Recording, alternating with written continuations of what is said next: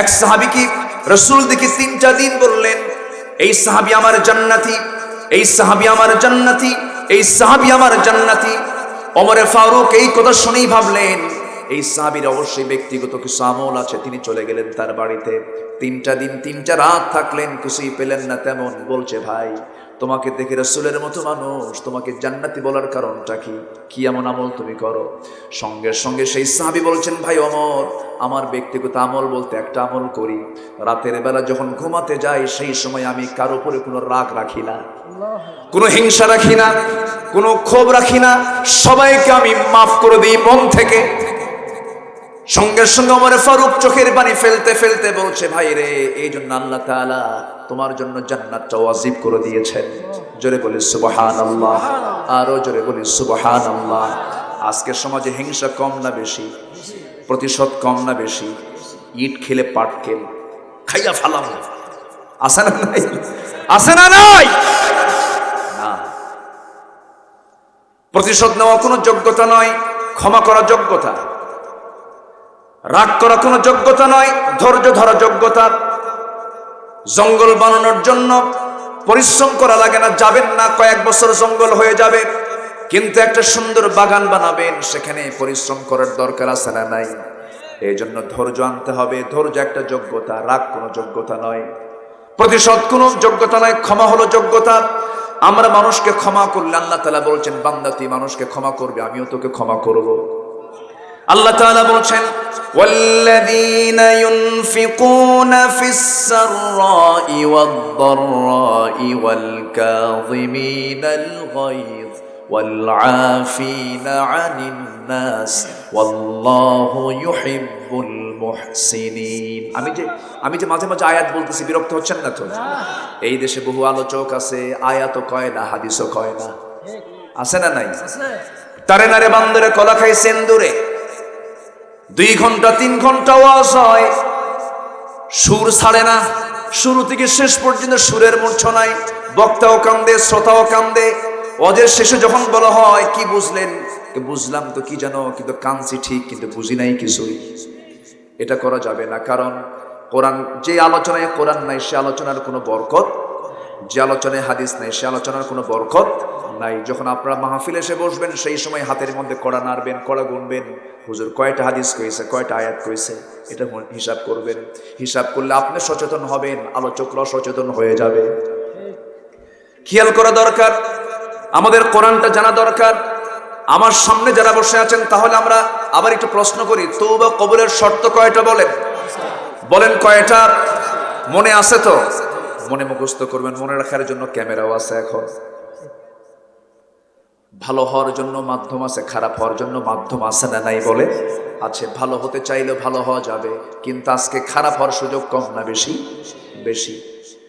আজকের সমাজে সবচাইতে বড় সমস্যা হলো কোনো কিছুর সংকট আমাদের ভিতরে নাই, কিন্তু আমি যদি আপনাকে একটা প্রশ্ন করি, আপনি আমার দিকে তাকান, আমার দিকে একটু তাকান, আমি যদি আপনাকে একটা প্রশ্ন করি, বলুন তো আমার দেশে মানুষ বেশি না চোর বেশি?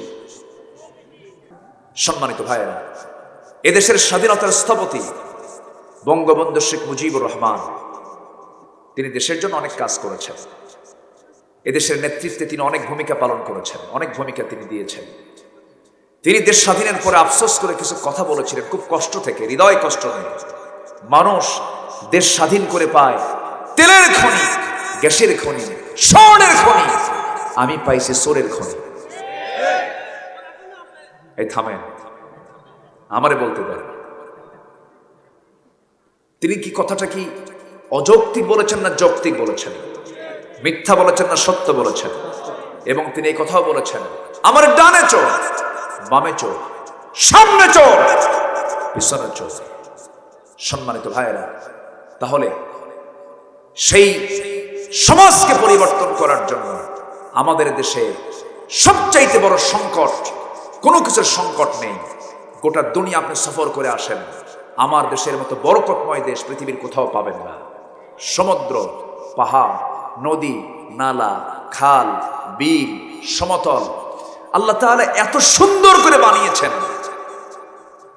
এত সুন্দর করে বানিয়েছেন, এমন সুন্দর দেশ পৃথিবীর কোথাও খুঁজে পাবেন না।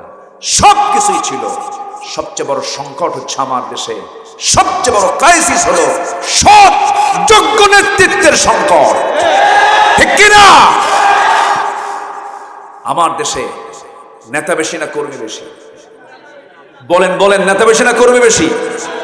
কেউ কর্মী হতে চায় না, কেউ সামনে থাকতে চায় না, সবাই মঞ্চে আসে, মঞ্চ ভেঙে যায়। কি ঠিক কিনা? কিন্তু মসজিদের মিম্বার কখনো ভেঙেছে? মিম্বারে বসে কয়জন? আসতে বলেন, কয়জন বসে? নেতৃত্ব মসজিদ থেকে আসতে হবে, নেতৃত্ব নামাজ থেকে আসতে হবে। বেনামাজি নেতাদের মুখে আমরা থুতু মারি, থুতু মারি, থুতু মারি। যারা আল্লাহর হক নষ্ট করে তার বান্দার হক নষ্ট করবে। কষ্ট পাচ্ছেন? সম্মানিত ভাইয়েরা, সম্মানিত বন্ধুগণ, আল্লাহ তাআলা বলছেন তুমি 6টা কাজ করো, ফাজরুহু আলাল্লাহ, আমার কাছে বিশাল পুরস্কার আছে, আমি তোমাকে দিয়ে দেব। একটা ন্যূনতম জান্নাত যদি আল্লাহ দেন, সে জান্নাত হবে 10টা পৃথিবীর মতো একটা জান্নাত। জোরে বলে সুবহানাল্লাহ। মানে ছোটখাটো হয়ে গেছে নাকি জান্নাত? কয়টা পৃথিবী? 50 কোটি 10 লক্ষ বর্গ মাইলের 228টি দেশ মিলে এই দুনিয়া। এই দুনিয়ার মতো আরো 9টা, 10টা দুনিয়া হবে একজন বান্দার জন্য জান্নাত। জোরে বলে সুবহানাল্লাহ। দুনিয়া এই সামান্য ক্ষণিক জীবনের জন্য কত কি মনে রাখি আমরা। ব্যাংকের অ্যাকাউন্ট নাম্বার মনে রাখি, মোবাইলের পাসওয়ার্ড মনে রাখি, কত লক মনে রাখি, কত নাম্বার মনে রাখি।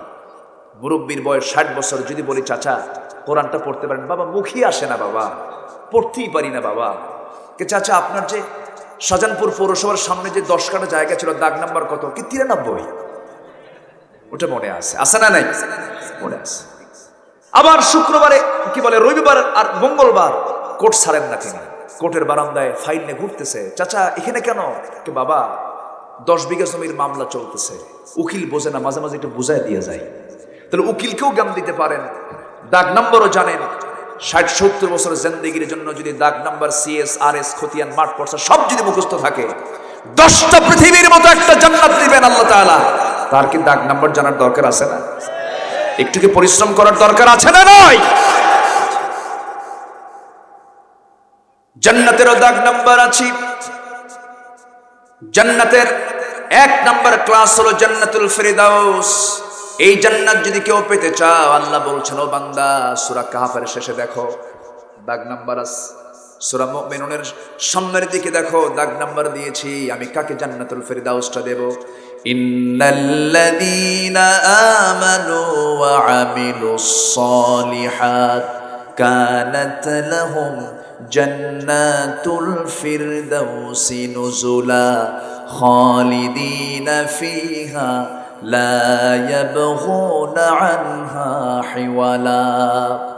ঈমান যারা আনবে, আমলে সালেহ যারা করবে, তাদের জন্য 1 নাম্বার জান্নাত। 1 নাম্বার জান্নাতে সবাইকে যেতে চান নাকি?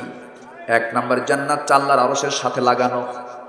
জোরে বলে সুবহানাল্লাহ। আল্লাহর আরশটা কি 2-3 মাইল দূরে নাকি?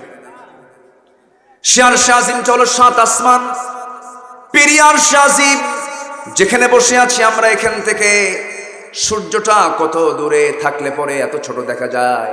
এই সূর্যটা এত বড়, এরকম পৃথিবী 13 লক্ষ যোগ দিলে পরে একটা সূর্যের সমান হয়। জোরে বলেন সুবহানাল্লাহ। আবার তারকার দিকে আপনি তাকান, মিটি মিটি করে জোনাকির মতো জ্বলা তারকা। ওই তারকা যদি আমরা জোনাকির মতো দেখতে পাই, কিন্তু ওই সূর্যের চাইতে বেটেল জুইস একটা তারকা আছে, 33 কোটি গুণ বড়। সুপারনোভা, আড্রা, প্রক্সিমা সেন্ট্রাই, চাঁদের দেশে মানুষ গেল, মঙ্গল গ্রহে মানুষ গেল।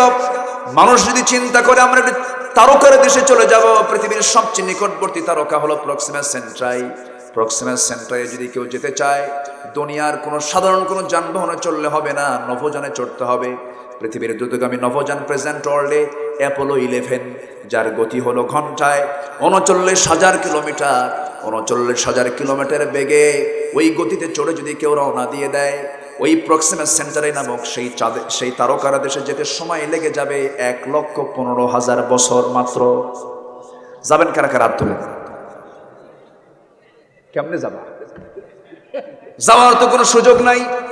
কেমনে যাবা তুমি? 1,15,000 বছর সময় লেগে যাবে, বাঁচবো কয়দিন? মাত্র সামান্য তারকার দেশ, এ তো মহাশূন্য। আল্লাহ তাআলা প্রত্যেকটা গ্যালাক্সির ভিতরে, প্রত্যেকটা গ্যালাক্সির মধ্যে আল্লাহ রাব্বুল আলামিন 50 বিলিয়ন করে তারকা রেখে দিয়েছেন। 1 বিলিয়ন সমান হলো 100 কোটি।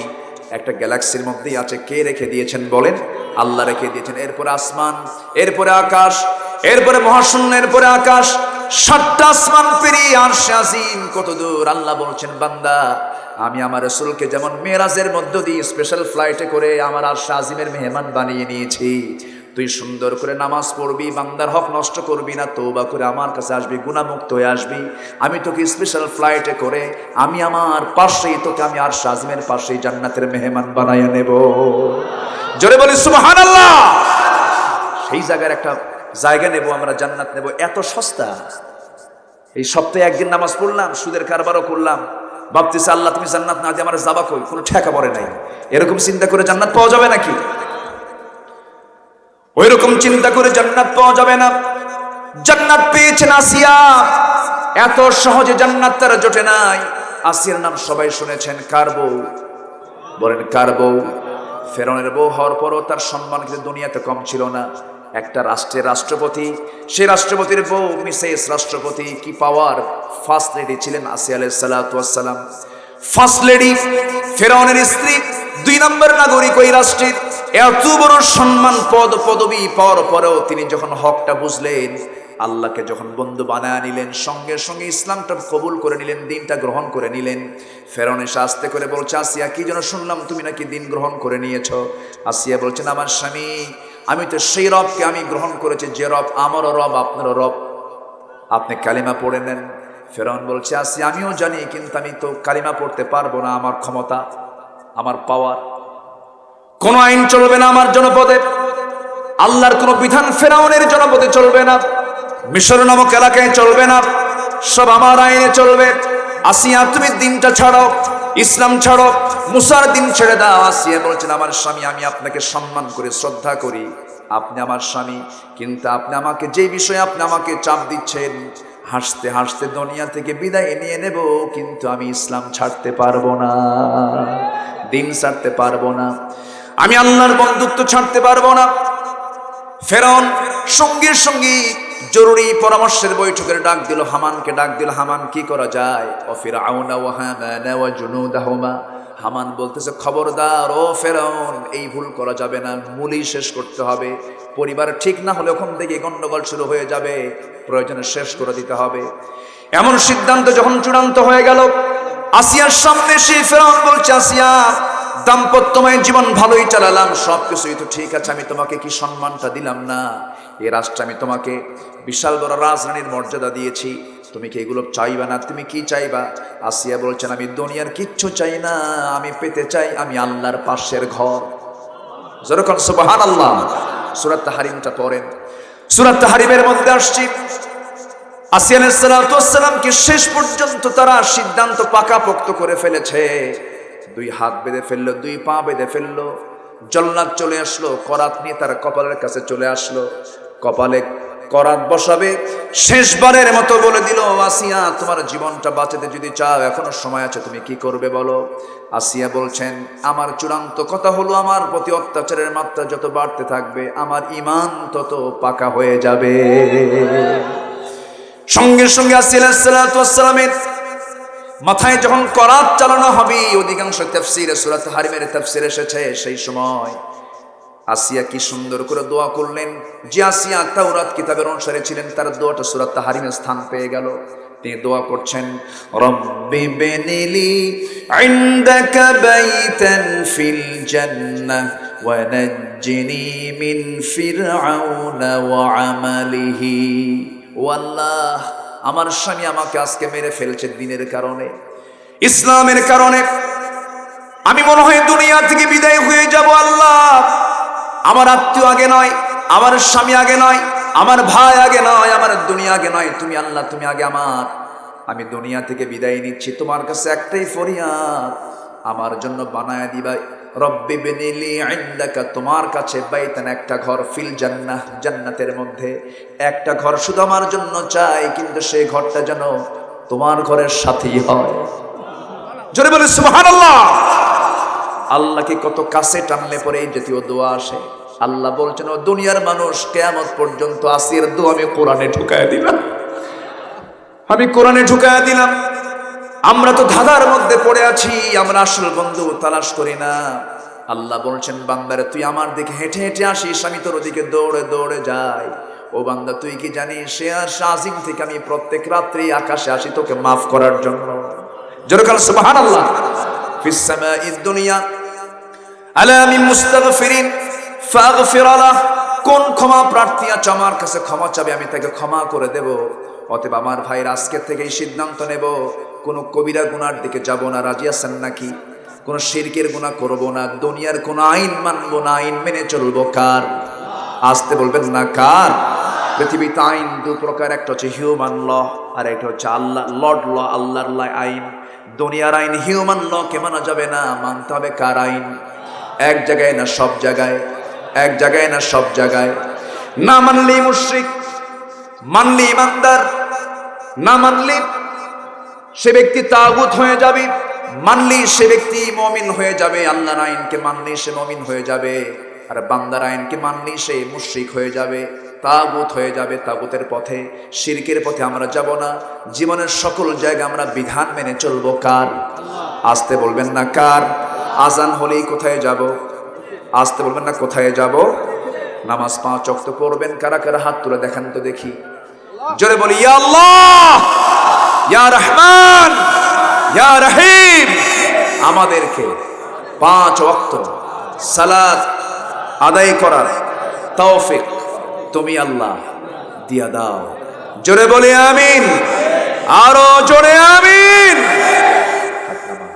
বৃষ্টি নাজিল হয় আসমান থেকে, আবার মেশিন দিয়ে সেচ দিয়েও পানি তোলা হয়, কিন্তু বৃষ্টির পানিতে মাটির উর্বরতা বেশি হয় না কম হয়? হ্যাঁ বলেন, বেশি হয়। বৃষ্টি হয় নাই, সায়েন্স বলতেছে বৃষ্টি নাজিল হয় নাই, শুধু মেঘের গর্জন শুরু হয়ে গেছে। বৃষ্টি আসার আগেই এক একটা গর্জনে জমিন লক্ষ লক্ষ মেট্রিক টন ইউরিয়ার কাজ হয়ে যায়। জোরে বলে সুবহানাল্লাহ। দুনিয়ার সেচ পদ্ধতিতে কিছু উপকার হয়, কিন্তু আসমান থেকে নাজিলের পানি যে বেশি উর্বরতা, এটা আমরা সবাই জানি। দুনিয়ার কিতাবের হয়তো কিছু উপকার আমরা পেতে পারি, কিন্তু আসমান থেকে নাজিল হওয়া কিতাবের উপকার আমার আপনার জন্য কম হবে না বেশি হবে?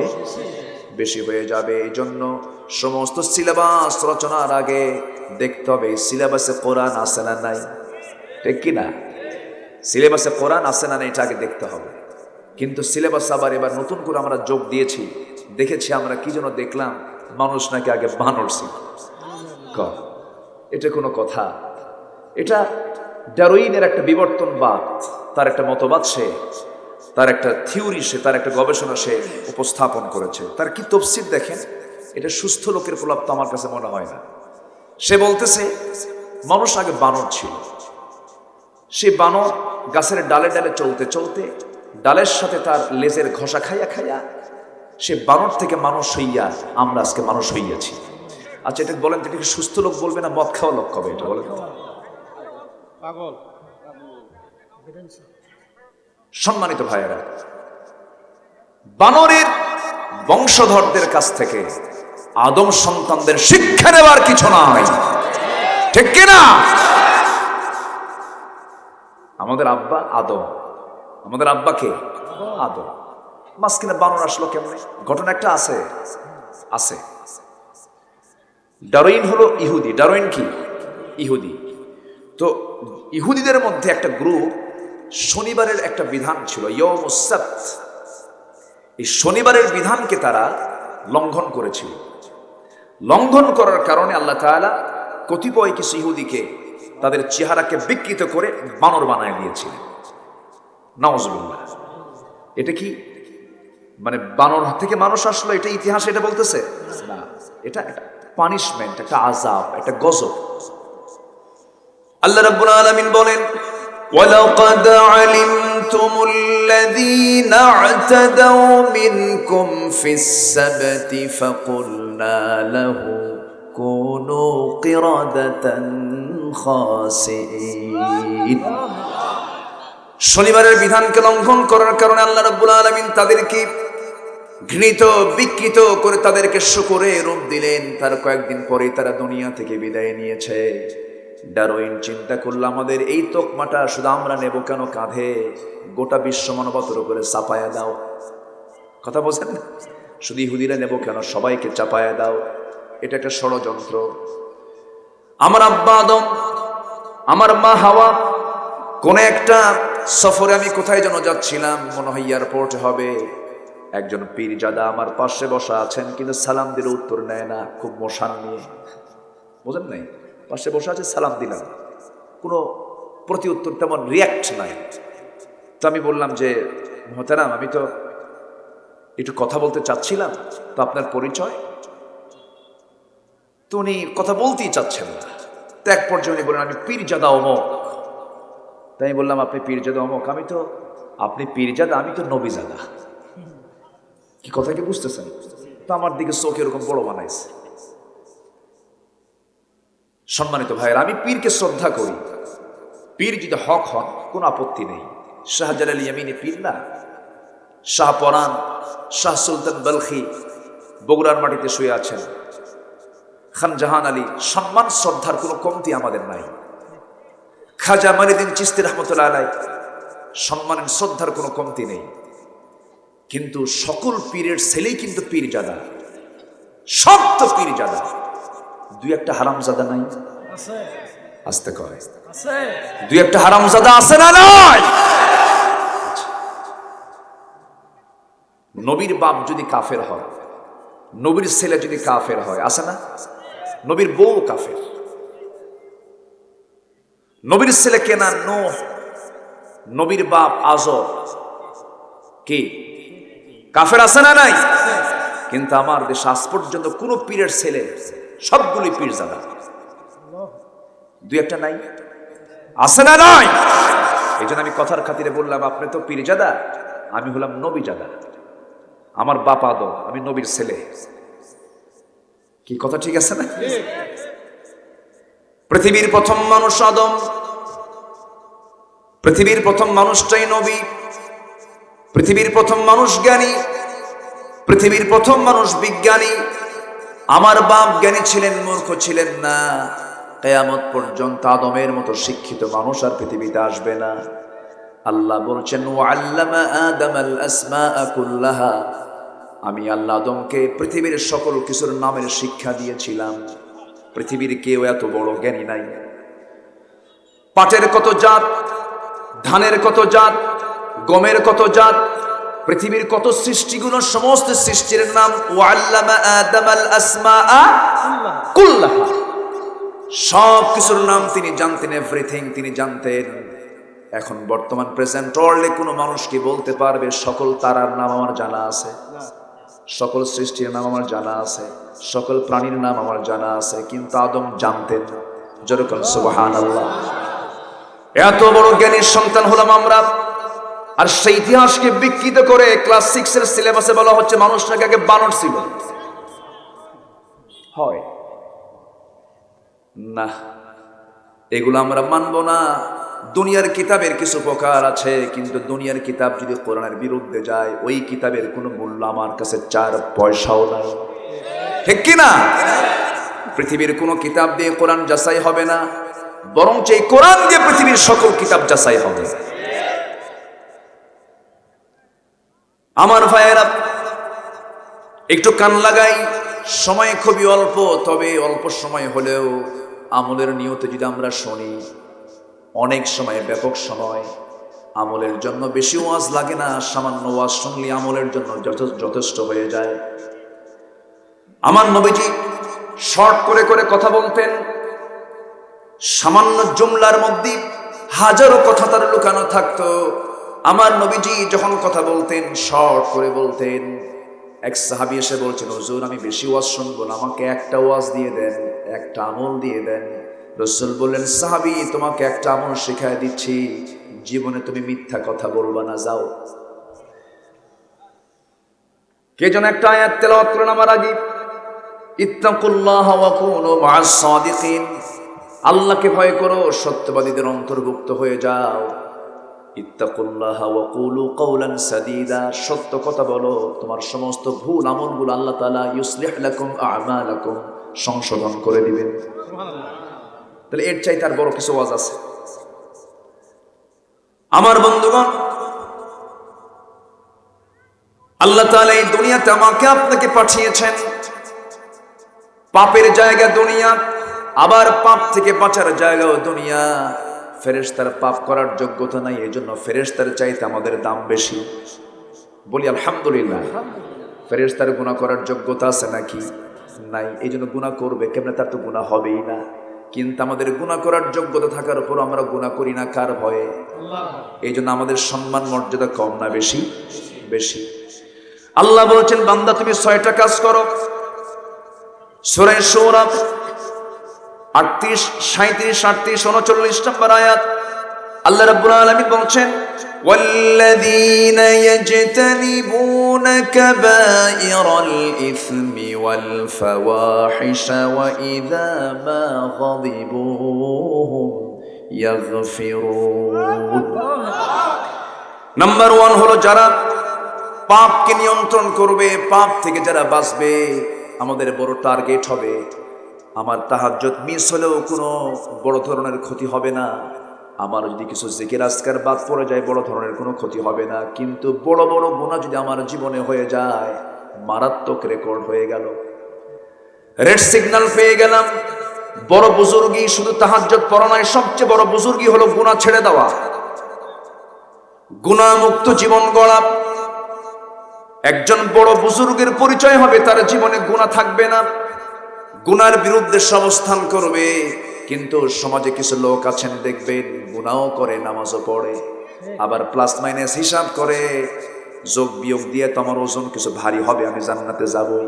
কি সস্তা হিসাব! আছে না নাই বলেন? আচ্ছা না, এটা হলো মুনাফিকদের হিসাব। এটা কাদের হিসাব? মুনাফিকরা এমন হিসাব করে না, না, এমন হিসাব করে জান্নাত পাওয়া যাবে না। আল্লাহ রাব্বুল আলামিন বলছেন এই আয়াতের অনুকূলে, ইন তাজতানিবু কাবাইরা মা তুনহাউনা আনহু নুকাফির আনকুম সাইয়্যাতিকুম ওয়া নুদখিলকুম মুদখালান কারীমা। ও বান্দা, তুমি যদি তোমার জীবন থেকে কবিরা গুনাহগুলোকে মাইনাস করে ফেলো, আমি আল্লাহ তোমার জীবনের যত ছোট খাটো খুঁটিনাটি যে ভুলগুলো হয়েছে তোমার, এই সমস্ত গুনার দিকে আমি আল্লাহ নজর না দিয়াই আমি তোমাকে সম্মানজনক জান্নাত দিয়ে দেব।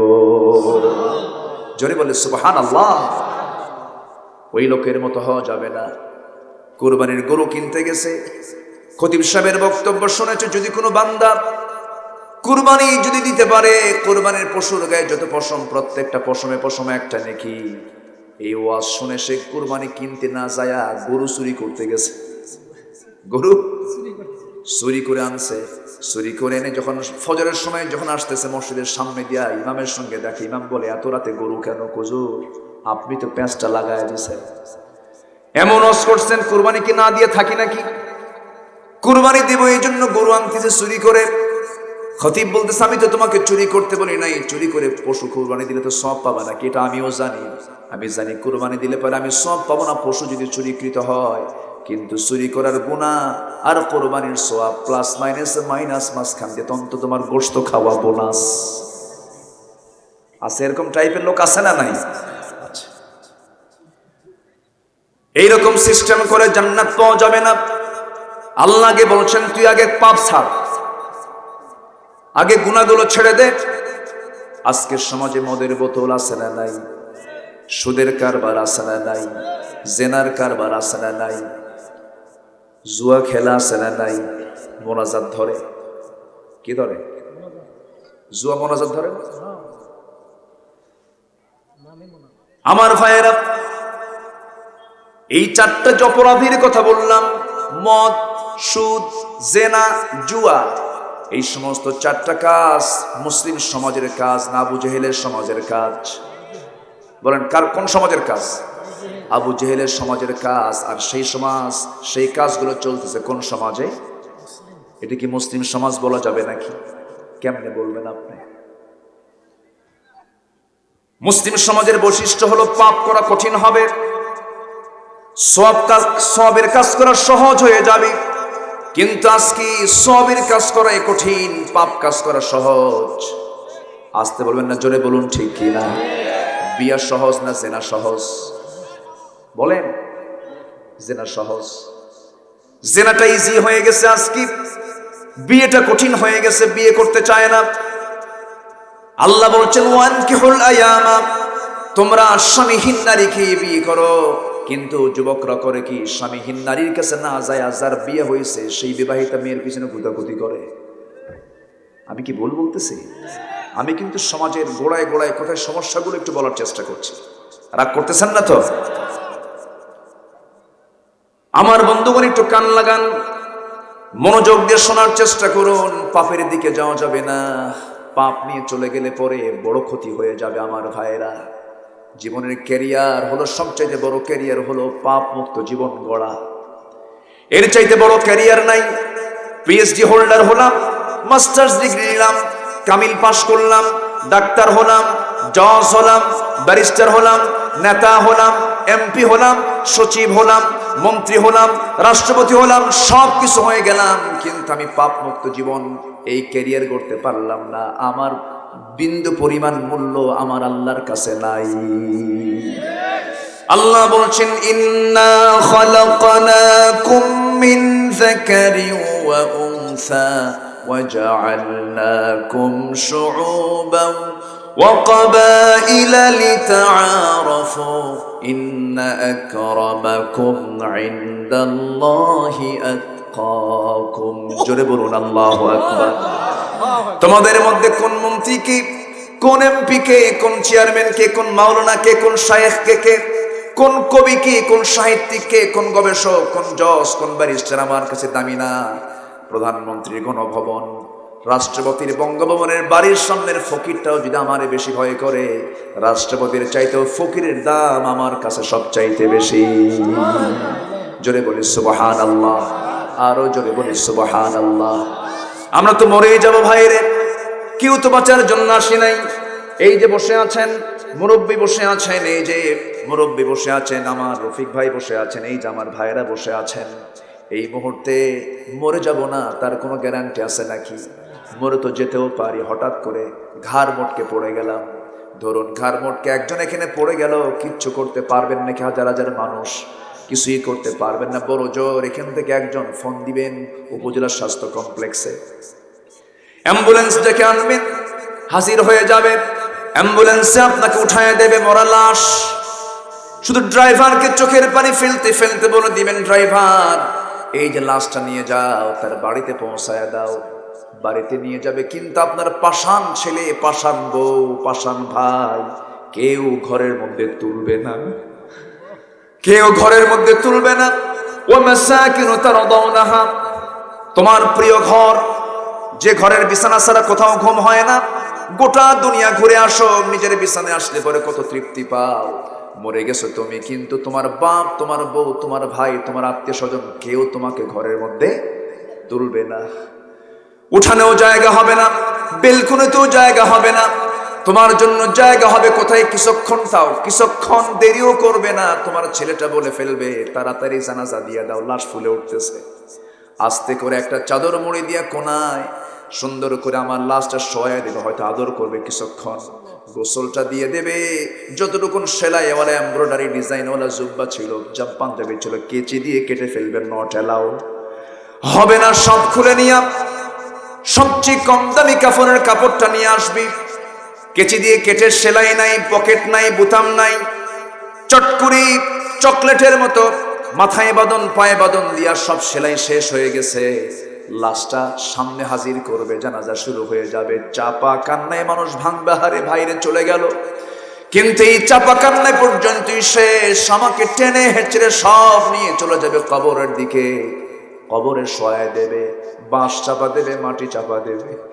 24 ঘন্টা যাবে না, মাথার চুলগুলো শ্যাম্পু ছাড়া গোসল হতো না, চুলগুলো খুলে খুলে পড়বে, খসে খসে পড়বে। 3 দিন যাবে না, চামড়াগুলো গলে গলে পড়বে। 7 দিন যাবে না, পেটের নাড়ি ভরি সব চোখ মুখ কান নাক দিয়ে বের হয়ে যাবে। কিম্ভূত কিমাকার চেহারা হয়ে যাবে।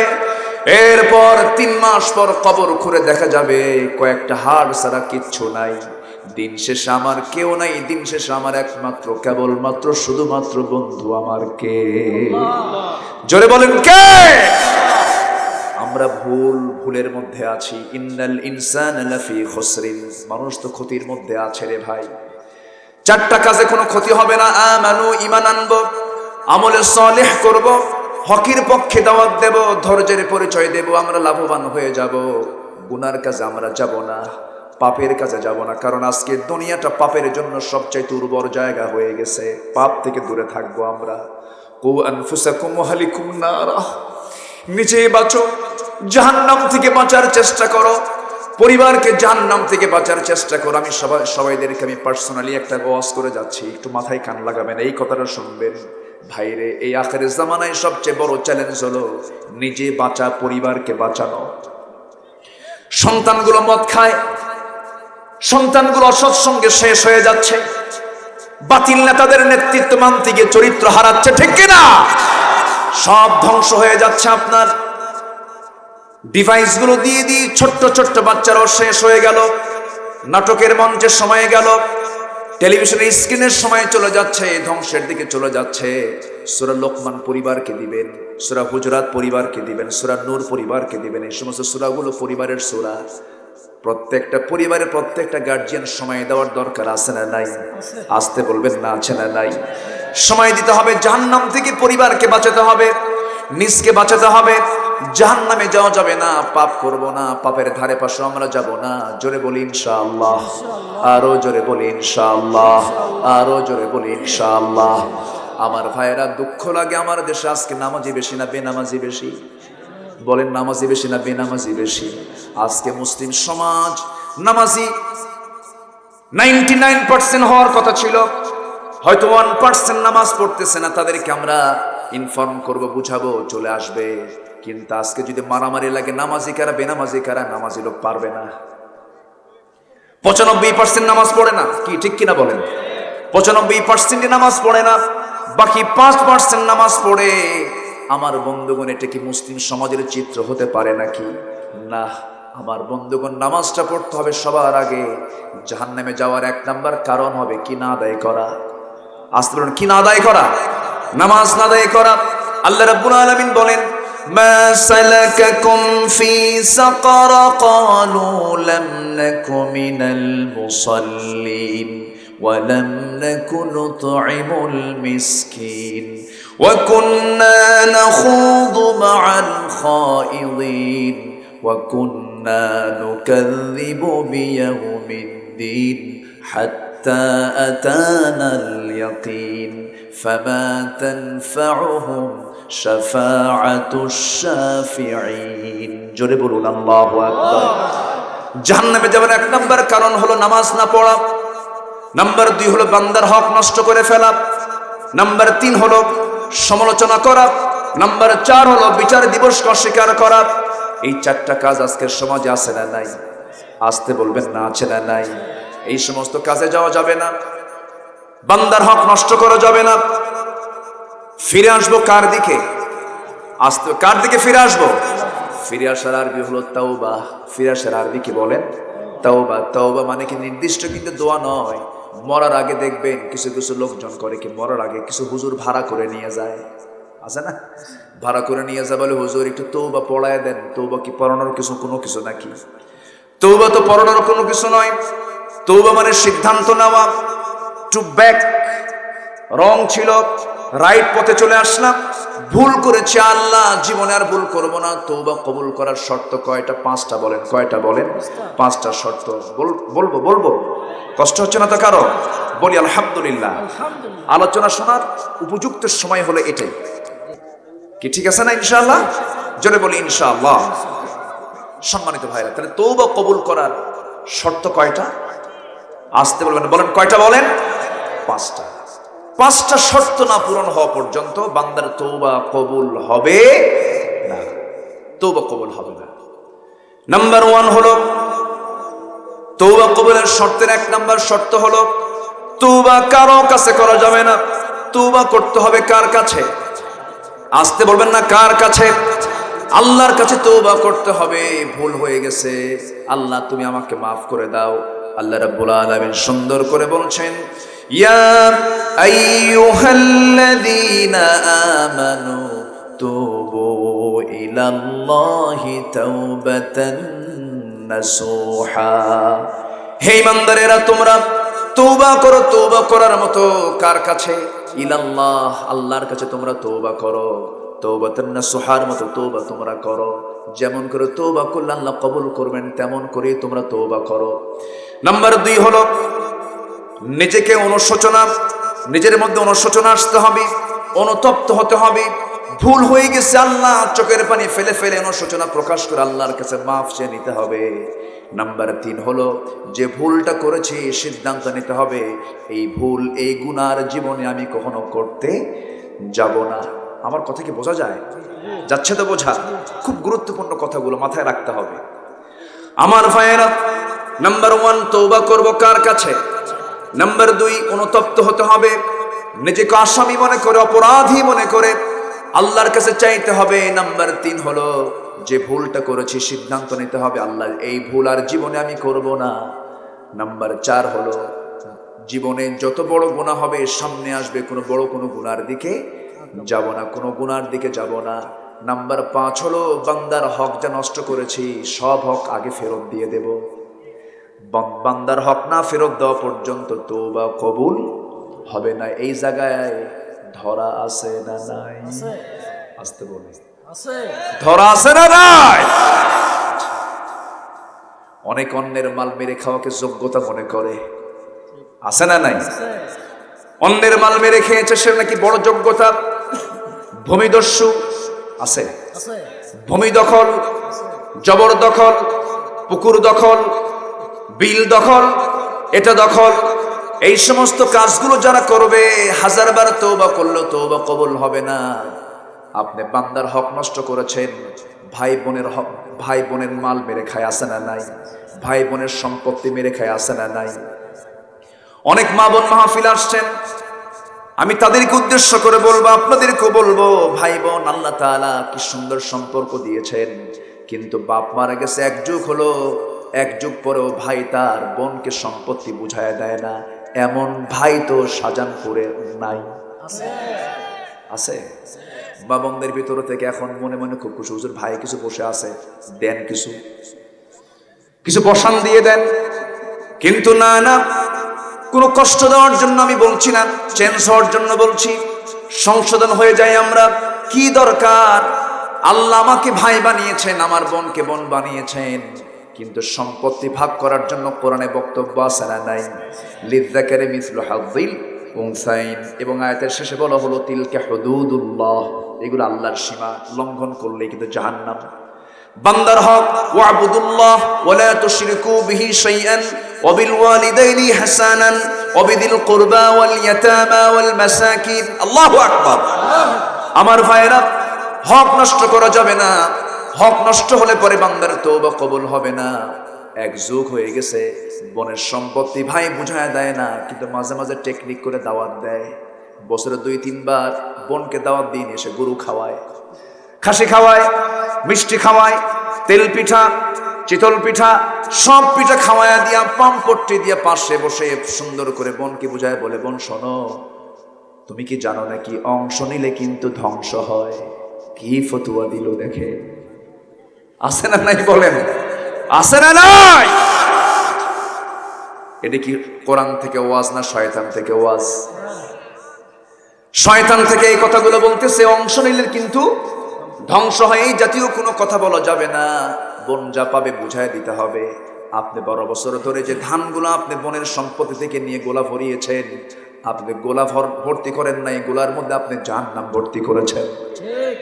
এগুলো করা যাবে না, হক নষ্ট করা যাবে না। যার হক তাকে ফেরত দিয়ে চাইতে হবে কার কাছে? আল্লাহর কাছে। কোন সম্পত্তি আপনি জবরদখল করেছেন হবে না, তাকে ফেরত দিতে হবে।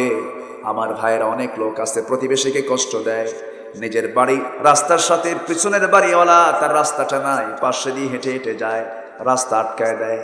এমন লোক তো শাহজাহানপুরে নাই? আমি আজকে চেয়ারম্যানের কাজ করে দিচ্ছি।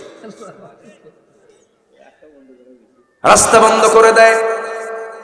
অথচ হাদিসে আসছে রাসূল বলেছেন, যদি আমার উম্মতের জন্য যদি কষ্ট না হতো, প্রতিবেশীকে আমি সম্পত্তির ওয়ারিস বানায়া দিতাম। কি সম্পত্তির ওয়ারিস? আমার ভাইয়েরা, আপনি আজকে রাত্রে বাড়িতে লাশ হয়ে পড়ে থাকলেন, মরে গেলেন। আপনার ভাই চট্টগ্রাম, আপনার বোনের বাড়ি দুবসাসিয়া নওগাঁ, আপনি মারা গেছেন। এই লাশটার ব্যাপারে যত্ন নেওয়ার ক্ষেত্রে সবচেয়ে বেশি এগিয়ে আসবে ওই ভাইগুলো না প্রতিবেশী? কে আগে আসবে? প্রতিবেশী। রাগারাগি করা যাবে না। হিংসা সবচেয়ে মারাত্মক বড় অপরাধ। قال إياكم في الحسد فإن الحسد يأكل الحسنات كما تأكل النار الحطب। হিংসা করো না। হিংসা সমস্ত আমলকে জ্বলে পুড়ে শেষ করে দেয়, যেমন করে আগুন সমস্ত কাঠকে জ্বলে পুড়ে ছারখার করে দেয়। যে হিংসা করবে সে সুস্থ হবে না, সে অসুস্থ হবে। হিংসা করলে মানুষ সুস্থ থাকে না, রাগারাগি করলে মানুষ সুস্থ থাকে না। গ্রামের মানুষ রাতের বেলা, শীতের রাতে ভাত যদি বেঁচে যায়, পাতিলের তলের ভাত, সকালবেলা সেই ভাতটাকে সুন্দর করে মাখায় নেয়, এটাকে বলে কড়কড়া। ঠিক আছে না?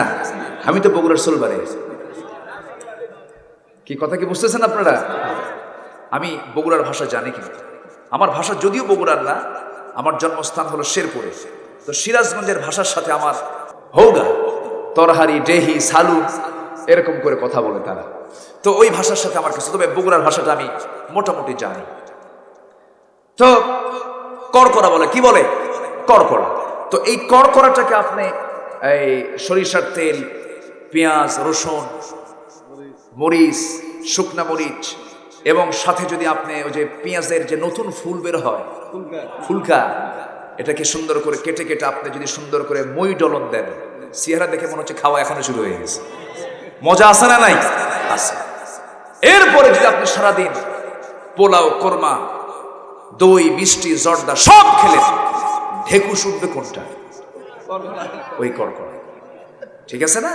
এর কারণ হলো আপনার ফাঁকা পেট, আপনার এমটি স্টমাক, ফাঁকা পেটটা উদ্বোধন হয়েছে হলো কড়কড়া দিয়া।